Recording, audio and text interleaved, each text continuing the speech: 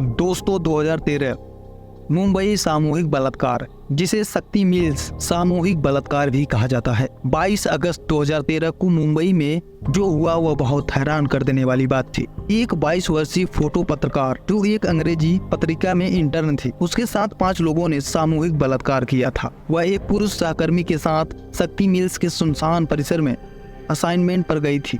आरोपियों ने उसके सहकर्मी को बांध दिया और उसके साथ बलात्कार किया। दोस्तों, उन लोगों ने पीड़िता की तस्वीरें ले ली और धमकी देने लगे कि रिपोर्ट करने पर वे उन्हें सोशल मीडिया पर डाल देंगे। इस घटना के बाद एक 18 वर्षीय कॉल सेंटर कर्मचारी ने बताया कि 31 जुलाई 2013 को उसी जगह उसके साथ भी सामूहिक बलात्कार हुआ था। 20 मार्च 2014 को मुंबई सत्र न्यायालय ने सभी 5 वयस्क आरोपियों को दोषी ठहराया। 4 अप्रैल 2014 को 3 आरोपियों को मृत्युदंड और 2 को जीवन कारावास की सजा सुनाई गई। दोस्तों, 20 मार्च 2014 को मुंबई सत्र न्यायालय ने सभी 5 अपराधियों को दोषी ठहराया। 4 अप्रैल 2014 को 3 आरोपियों को मृत्युदंड और 2 आरोपियों को आजीवन कारावास की सजा सुनाई गई। एक आरोपी सरकारी गवाह बन गया। दोनों मामलों में शामिल दोनों नाबालिग किशोर न्याय बोर्ड ने 15 जुलाई 2015 को दोषी ठहराया और उन्हें 3 साल की सजा दे दी। 25 नवंबर 2021 को बॉम्बे उच्च न्यायालय ने तीनों को मृत्युदंड सजा को आजीवन कारावास में बदल दिया।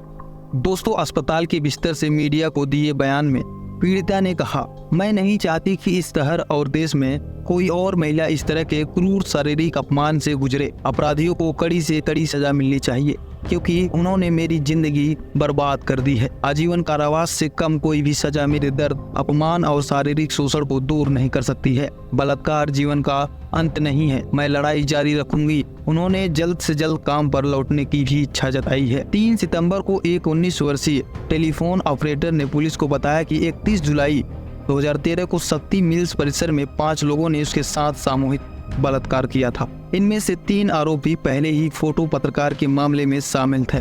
पुलिस ने 20 टीमें बनाई और मामले में 20 लोगों को हिरासत में ले लिया गया। फोटो जर्नलिस्ट के साथ सामूहिक बलात्कार के 5 आरोपियों को 22 अगस्त को गिरफ्तार कर लिया गया। टेलीफोन ऑपरेटर के साथ सामूहिक बलात्कार के आरोप भी पकड़े गए। मुकदमे में 4 अपराधियों के खिलाफ और एक नाबालिग के खिलाफ आरोप लगाए गए हैं। अभियोजन पक्ष ने 14 अक्टूबर 2013 से मामले की सुनवाई शुरू की। फोटो जर्नलिस्ट ने अदालत में अपने हमलावरों की पहचान की और गवाही दे दी। 30 अक्टूबर को एक टेलीफोन ऑपरेटर ने अदालत में गवाही दी। अभियोजक उज्ज्वल निकम के अनुसार जब कार्रवाई शुरू हुई तो लड़की रोने लगी और कांप रही थी। उसे आरोपियों से डरते हुए देखकर जज ने एक दीवार खड़ी करवा दी, लेकिन वह फिर भी नहीं रुकी। निकम ने अदालत को बताया कि वह बहादुर है और अपना बयान देगी।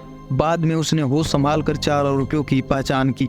20 नवंबर 2013 को उसके दोस्त ने भी गवाही दे दी। 13 जनवरी 2014 को फोटो जर्नलिस्ट ने पुरुष सहकर्मी ने कैमरे के सामने गवाही दी और सभी आरोपियों की पहचान की। 15 जुलाई 2014 को किशोर न्याय बोर्ड ने 2 किशोरों को 3 साल की सजा सुनाई। भारतीय कानून के तहत किशोर अपराधियों के लिए अधिकतम सजा यही है। 20 मार्च 2014 को सत्र न्यायालय ने 5 वयस्क अपराधियों को दोषी ठहराया। निकम ने कहा कि आरोपियों को कड़ी से कड़ी सजा मिलनी चाहिए।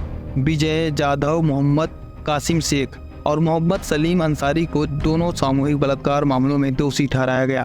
21 मार्च को 4 आरोपियों को आजीवन कारावास की सजा सुनाई गई। 4 अप्रैल 2014 को अदालत ने 3 बार अपराध करने वाले अपराधी को मृत्युदंड सुनाया।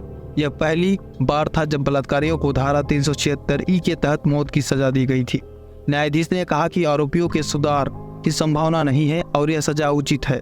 पीड़िता की हिम्मत की सराहना करते हुए अदालत ने कहा कि उसने साहसिक कदम उठाया और शिकायत दर्ज करवाई, जिससे यह अपराध सामने आया। 25 नवंबर 2021 को बॉम्बे हाई कोर्ट ने 3 दोषियों की मौत की सजा को आजीवन कारावास में बदल दिया। न्यायमूर्ति साधना जाधव और पृथ्वीराज चौहान की खंडपीठ ने कहा कि धारा 376 भारतीय दंड संहिता के तहत मूल अपराध नहीं है, बल्कि यह बार बार अपराध करने वालों के लिए सजा है। कोर्ट ने कहा कि दोषियों को आजीवन कारावास की सजा होनी चाहिए, लेकिन रिहाई की कोई संभावना नहीं होगी। कोर्ट ने माना कि उनके आचरण और स्वभाव को देखते हुए उनका समाज में रहना संभव नहीं है। इस फैसले पर प्रतिक्रिया देते हुए सामूहिक बलात्कार पीड़िता की मां ने कहा कि दोषियों को मौत की सजा मिलनी चाहिए थी और ऐसी घटनाओं से समाज पर गलत प्रभाव पड़ता है। दोस्तों, सपा नेता नरेश अग्रवाल ने विवादित बयान देते हुए कहा कि महिलाओं को अपने कपड़ों पर ध्यान देना चाहिए।